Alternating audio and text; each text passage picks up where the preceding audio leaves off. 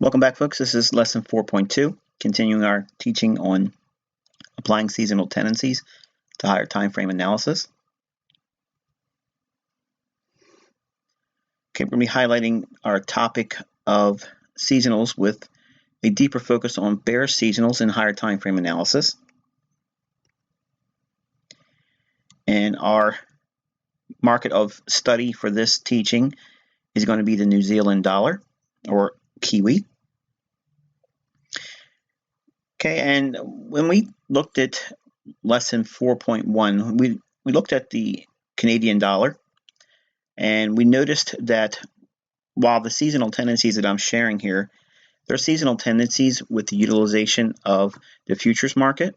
So since it's the futures market that we're using the seasonal tendency, it's important to understand that the seasonal tendency may, if it's bullish for the seasonal tendency chart for a particular time of year, that may or may not be bullish for a particular pair. Like, for instance, in 4.1 lesson, we used that US CAD pair, and since the seasonal tendency is on the Canadian dollar, we are looking at a time when the Canadian dollar seasonal tendency for the futures contract would be bullish in our seasonal tendency, but would be bearish in the US CAD pair because it would be inverted.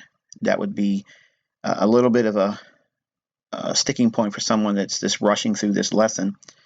But we're going to talk about a currency this time where it's going to move basically in tandem with what you expect to see in the seasonal tendency chart. We're looking at the Kiwi, or the New Zealand dollar, which is a COMDOL, commodity currency. That means the currency is traded as a futures market. This teaching also is going to go a little bit deeper in the understanding of seasonal tendencies and how I employ them. I've been able to call pretty significant price swings in the marketplace using higher time frame charts, and many on YouTube have witnessed that happen. Some of you have seen it in this mentorship. All of it comes by way of the things I'm teaching in these two lessons here, 4.1 and 4.2.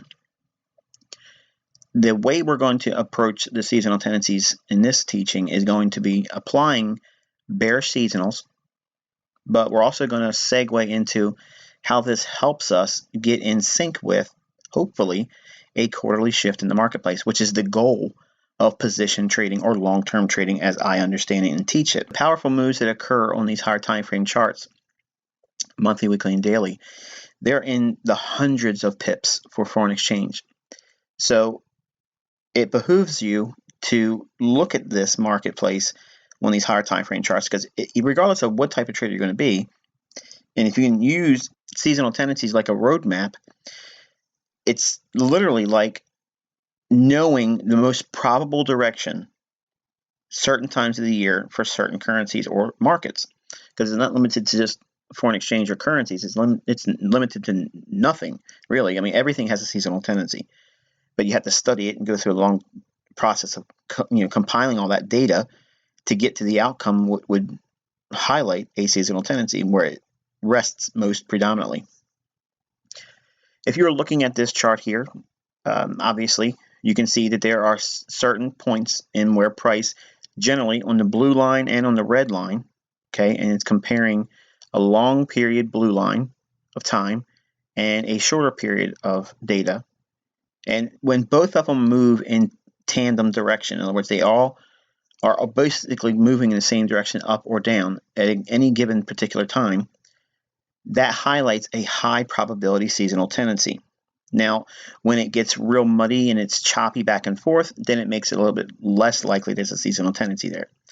But just quickly going over this chart here, it should be obvious to you what time of year there is a significant decline in price expected and when should there be a significant increase in price for the Kiwi dollar. Let's zoom in and take a closer look, and we'll break this down into real specifics. Okay, we have that same chart now just zoomed in, and I want to highlight a few things going into this. These seasonal tendencies, while we're trying to aim at where the conditions lie that would set up a quarterly shift, in other words, a move that may take 2 to 3 months to unfold, we're using these higher time frame charts with the attempt to hone in on an area where we can capture several hundred pips in a long-term position trade, or looking for the ideas to get us in sync with the institutional mindset where the direction of the market should go on these higher time frame charts. Since it's the smart money entities that move price on these higher time frame charts, we know there's a high probability, if there's a certain time of year or a tendency for the market to rally or decline, and it's shown itself over a large sample size of data. The blue line in the Kiwi here represents 19 years worth of data. The red line represents 15 years worth of data. And the only thing it's doing is contrasting for 15 years worth of data versus 19 years worth of data. The seasonal tendencies pretty much are locked in tandem. You can see pretty much it's the same scenario all the time. Because it's traded in March contracts, June contracts, September contracts, and December contracts, they are the futures contract delivery months. In other words, these are the months that you would be buying or selling if you're going to be trading. As you can see, the June contract has the strongest tendency to rally and decline all in that same contract month, beginning first trading day and last trading day before the contract would expire. Then December's contract has a very strong tendency to rally late in the year, and understanding that, it's pretty obvious that if you're going to be trading the Kiwi, you want to be focusing on the June contract and the December contract. That's the powerful nature of understanding these seasonal tendencies. That doesn't mean that the March contract won't see specific price action that sets up moves that we see in the June and December contract, or that we won't see things in the September contract that would lead into December's contract month unfolding as we see here in the seasonal tendency. Again, they're not panaceas, they're not be-all end-alls, but they're roadmaps as to what price has done in the past, historically, year after year. By compiling the data, we can see that these contract delivery months do this type of thing over a large sample size of data. Will it happen every single year? Absolutely not. In fact, I went back all the way to 2007, and we're going to look at every single year from 2007 to now, and we're going to see what influence these seasonal tendencies had and how it helped us, or it would have helped us, let's say it that way. We can go back in time and look at how, hypothetically, knowing this information back then, we could have used it to get in sync with a quarterly shift, or it could have been just a unique trade setup by itself. Since we're focusing primarily on bearish conditions, we're going to be looking for areas at which the market is most likely to see a significant drop in price. Now we can go back in time and look at the years like we're going to now and use it to build our confidence in the fact that these seasonal tendencies do in fact hold up over a long period of time. Now again, we're looking at about 9 years or so worth of seasonal tendency price study in the New Zealand dollar futures contract. Now this is not to say that you're going to see the exact same type of move, dollar for dollar, pip for pip in the foreign exchange market, but by far and large, they're going to be moving in the same direction generally. So have that as a point of reference when we go over this, because I'm not trying to force a perfect pip to point ratio of movement in both the futures and the foreign exchange market. There's going to be a slight difference between the two, but by far and large, you're going to see that they generally move in the same direction. So if we're going to look at this with a sober mind and understand that, yes, there are opportunities to be a seller in Kiwi. There's high probability conditions certain times of the year where it positions itself for an opportunity to sell off with a great deal of tendency to do so, seasonally and historically. But we're going to focus on how we can use these bearish ideas to get us in sync with a long-term bullish quarterly shift. Now you're probably saying, well, wait a minute, Michael, you're coloring outside the lines. We're supposed to be talking about bearish seasonal tendencies. Yes. The teaching is really how to use bearish seasonal tendencies, not just myopically and only focus on just being a short seller. We got to be able to understand that short selling opportunity may be leading us to a quarterly move on these higher time frame charts. So a decline, while it could be traded, we have to be mindful that there's certain times of the year when the Kiwi has a predisposed nature to go higher. So let's take a look at a few examples in here. There's obviously this one I like is mid-February to mid-March. really significant time point where you can see there's a really nice movement between the red and the blue line. That means the 19-year seasonal tendency and the 15-year seasonal tendency. And again, I'm going to remind you that it's taking 19 years worth of price action, year after year. What did these months deliver in terms of price? And you can see here the mid-February to mid-March time period, both the red and the blue lines. And again, I'll remind you here that the 19-year is the blue and the 15-year is the red. And what it is a compiling of 19 years worth of data showing the historical movement of the March delivery contract and the June contract, the September contract, and the December contract. And by showing a historical record and compiling the data, the overall price direction generally is from mid-February down to mid-March. There's a strong tendency for the Kiwi dollar to decline.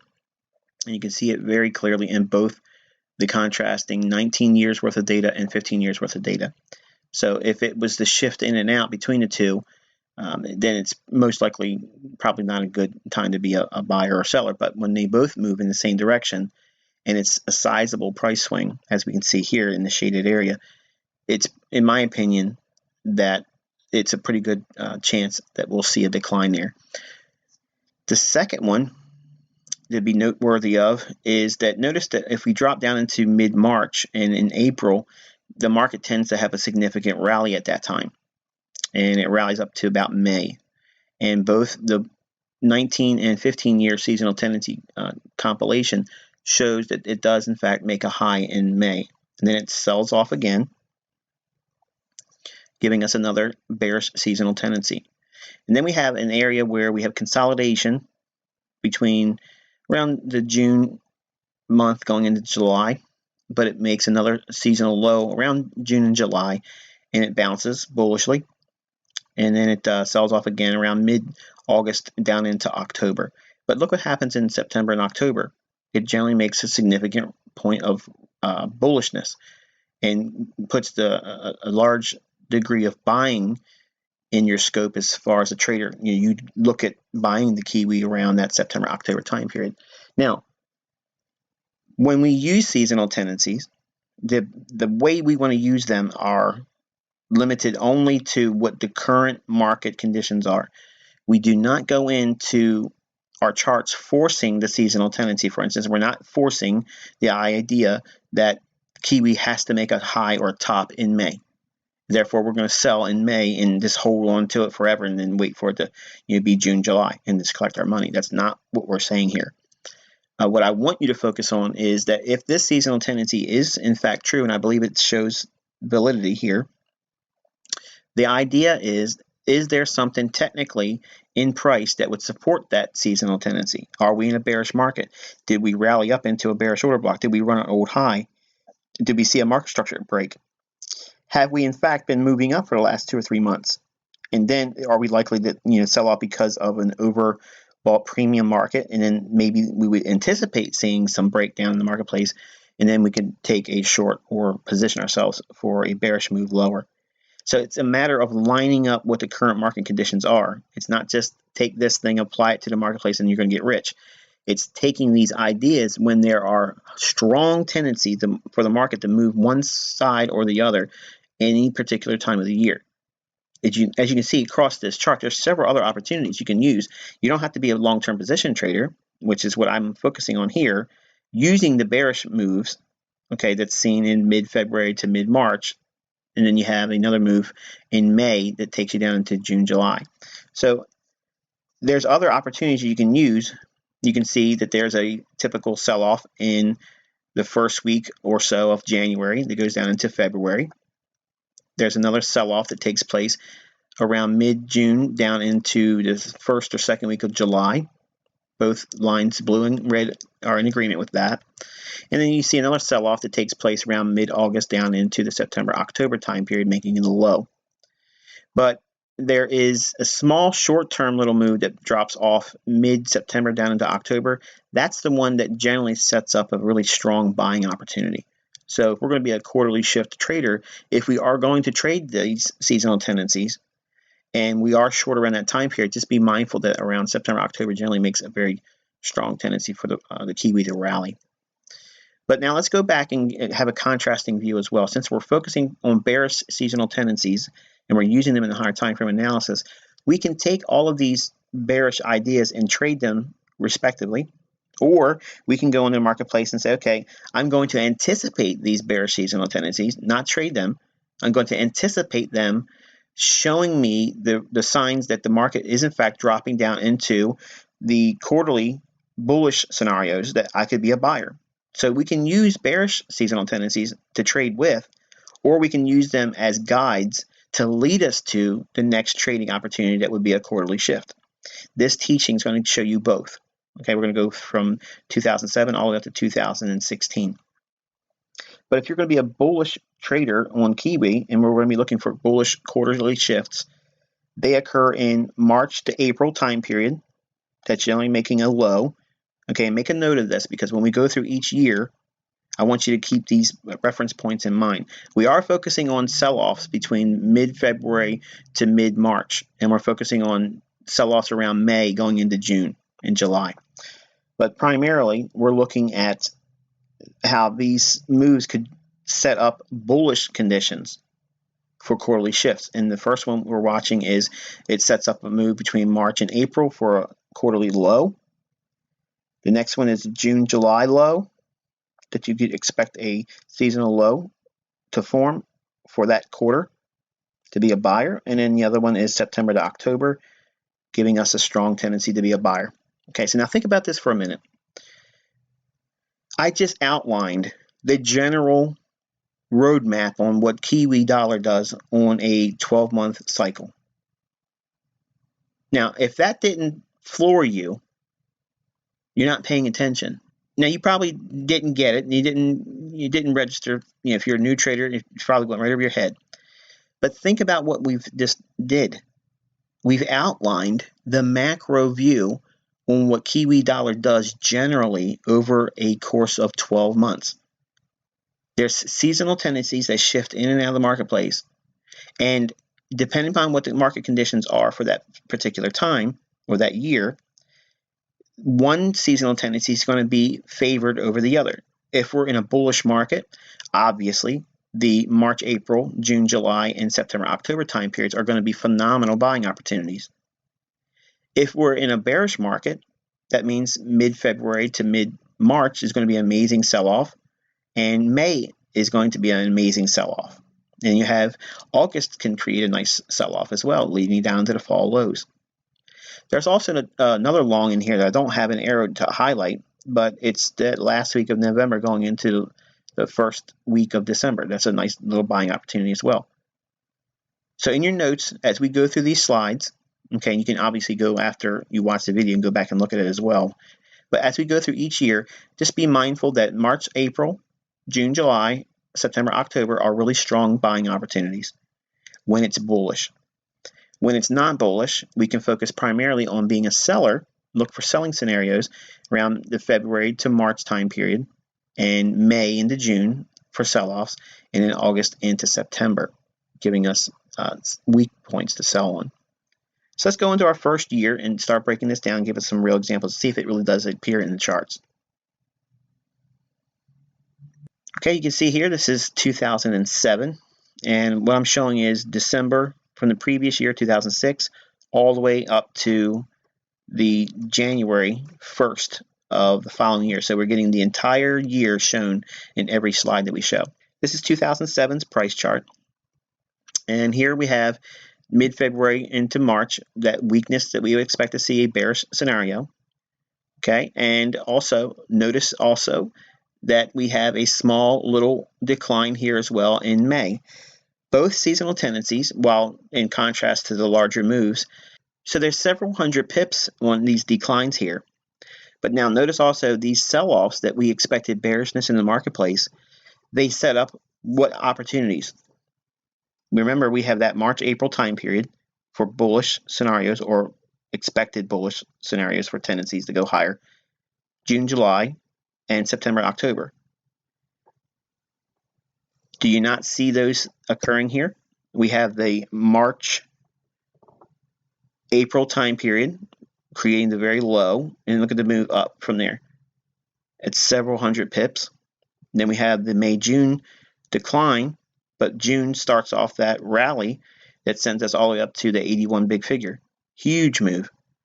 Then we have another opportunity where the market dips down and trades off into the September time period where we've seen that September-October seasonal tendency to rally. So while we're focusing on the bearish seasonal tendencies, the other seasonal tendencies that we've went through at the beginning of this teaching, when we're looking at the actual seasonal tendency chart, all of the seasonal tendencies are going to have some measure of influence. Now, again, keeping in mind what the current market conditions are at that particular year, it's going to be helpful for you in that regards because, again, we're not trying to form fit just a seasonal tendency in price.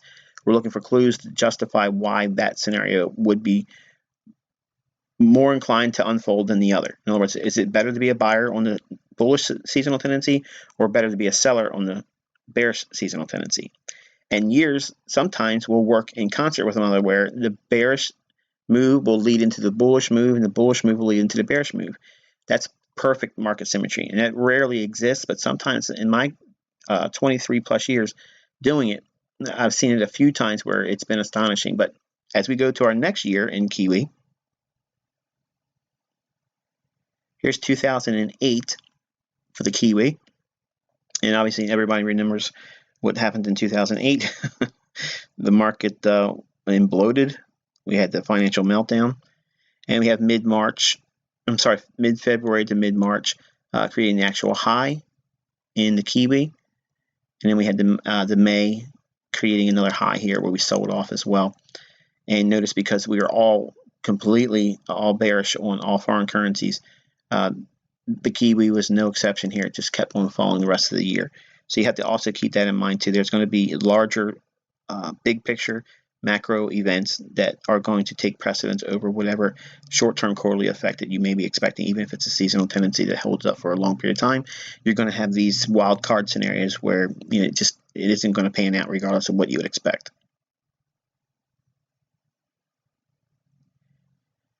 Here's 2009, and we can see the sell-off between mid-February going into March.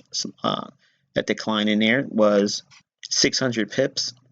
And we see also during the May period, we did not get any decline at all on the bear side.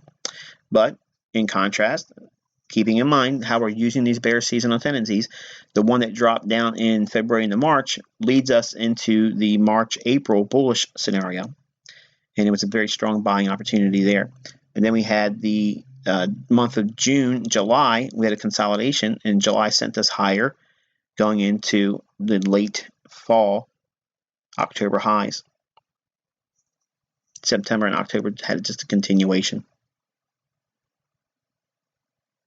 2010, you can see here for the Kiwi, we had basically a flat market in mid-February to March, nothing bullish, nothing bearish.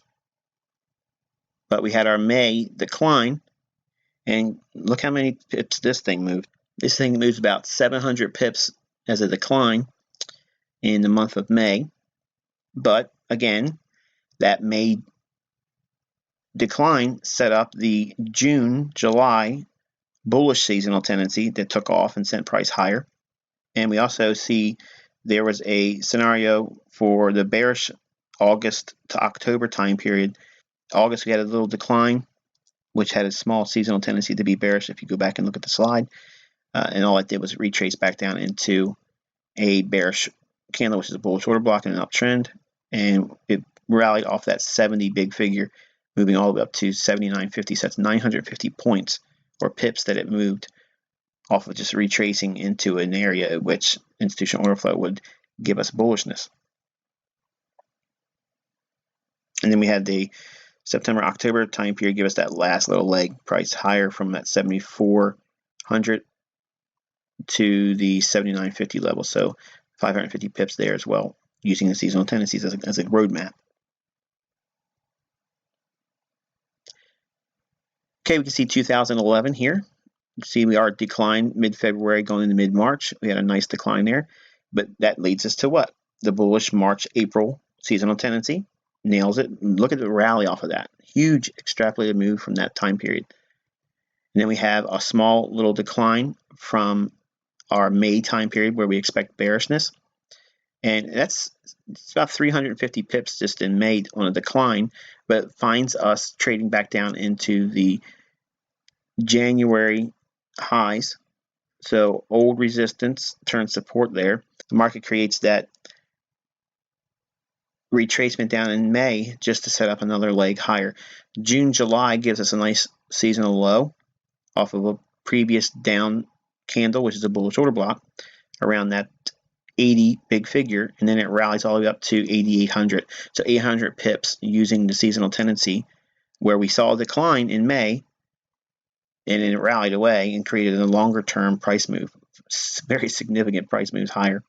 And in September, October gave us a swing from the 7,500 to the 8,200. So there's 700 pips there.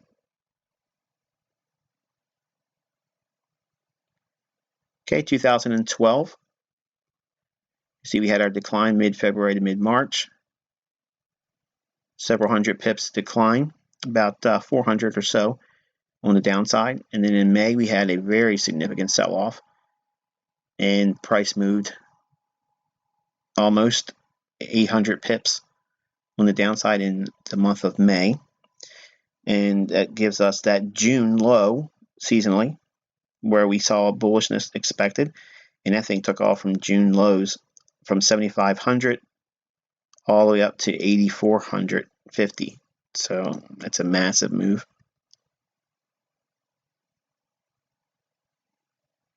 (2013). Okay, we see our decline here in mid-February to mid-March. Several hundred pips as well. And then another decline in May, which leads us to our bullish June, July low. And it rallies away from that. And in 2014, we don't get anything bearish at all between February and March. Market was in consolidation and it rallied out of the consolidation, so it's not expected to be a bearish area there. We're looking for continuation on the upside because it's left the area consolidation.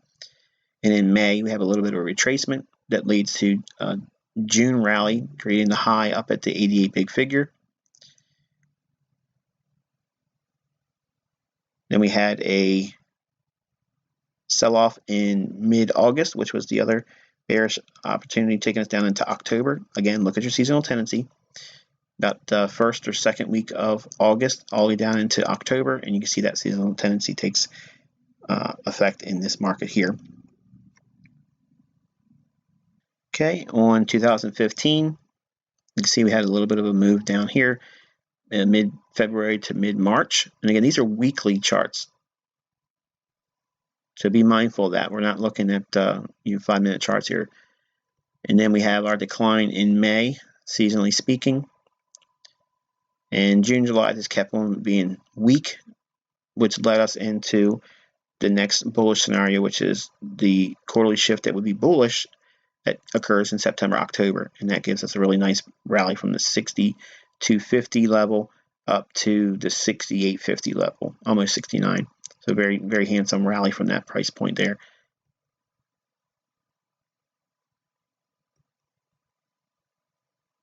And then finally for 2016, unchanged consolidation, nothing happening in mid-February to mid-March. We have our decline in May, comes down into previous bullish order blocks and rallies away. Created another higher high up into 7450. So it moved from the May decline into the week before June, rallying away from the 67 big figure all the way up to almost 7,500 big figure. So rather significant price moves. As a closing note, I want you to think about how these ideas lead to a roadmap idea of where price should go, generally speaking, and when to focus in on very significant price moves. When do they usually occur? See, it's one thing to say, okay, I can see when an indicator bearishly diverges, and it should give us a sell signal, or it should suggest some consolidation in a strong uptrend. We can understand that, but it doesn't really tell us when the divergence should occur. And seasonal tendencies tell us a specific time element that escapes most people that don't use them. Most traders don't even have any understanding that these things exist. Now, because you've been exposed to them with a great deal of more detail, much more than we saw when I was teaching in the free tutorial area, we can see how we blend these two ideas, time and price, with quarterly shifts, and when the seasonal tendencies come into the picture as well. There's a strong tendency for the market to react when a few things come into confluence. If we have a seasonal tendency to suggest bullish prices, when the market's already predisposed to go higher because it's in a bullish market, and it's at a time of the day when the market should be bullish, and it's also at a time when the market is indicating that interest rates are supporting that bullish idea. It's also supported in the dollar index. When all these things come together, they dovetail into a beautiful tapestry where you're going to see a profitable outcome in your analysis. Now, as long as you stick to those types of trades, you're going to do very, very well. You don't need a whole lot of trades throughout the year. And notice that there's not a whole lot of overlapping going on between what we've shown so far. Certain currency pairs have certain seasonal tendencies. Now, by far and large, they're all going to bend the knee to the dollar index. And we're going to have a 4.3 teaching with seasonal tendencies where I'm going to show you the seasonal tendency of the dollar index. And we're going to actually apply that to other studies as well. But for now, I want you to be encouraged right now. I don't want you to get so excited you feel like you won the lottery, okay? But these seasonal tendencies are very, very powerful. And when you use them in the right context, they lead to an analysis perspective that, again, most aren't going to be able to attain. Everyone looks at just price action alone. But if you look at what price has done historically, and dare I say it, hindsight, it's a gold mine of information because it leads to an understanding of what should take place. And it shows that there is manipulation in the marketplace, but by far and large, these markets move by a certain script. And they repeat themselves over and over and over again. And if something comes into the marketplace to upset what would be otherwise a bearish time of the year, but yet it posts something bullish, for instance, look what we're seeing here, mid-February to mid-March. We're not seeing bearishness there. We're seeing consolidation, and the market rallies away. And it falls in May, but it only falls down to the mid-consolidation point or around that 67 big figure. Then it creates another rally higher. If you remember, all through 2016, I was telling everyone that the New Zealand dollar was going higher. It was strong, relatively speaking, just like the Aussie dollar was.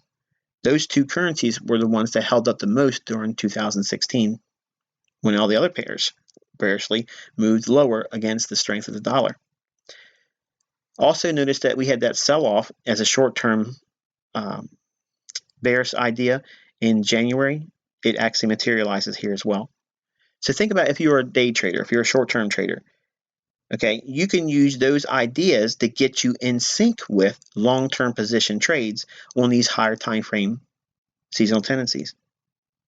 You're going to be able to blend all these things. By the time you're done with this mentorship, you'll be able to go in and dissect any market. You'll be able to dissect any asset class and know right away if there's an opportunity, if there isn't an opportunity, move to the sidelines. And by having a seasonal tendency in your toolbox, it'll give you when you should be looking for something that's really loaded in your favor to move. Because seasonally and historically, these times of the year in this particular currency, there are times when it makes significant price moves. And if we can focus on trading on those time frames and those setups alone, we are really basically framing high probability setups. You're not going to get perfect winners, but you're going to have high probability conditions where even if you use this as a directional bias tool, it'll help you in all facets of your trading, no matter what discipline you use. Swing trade, short term, day trade, or scalp. Until next lesson, I wish you good luck and good trading.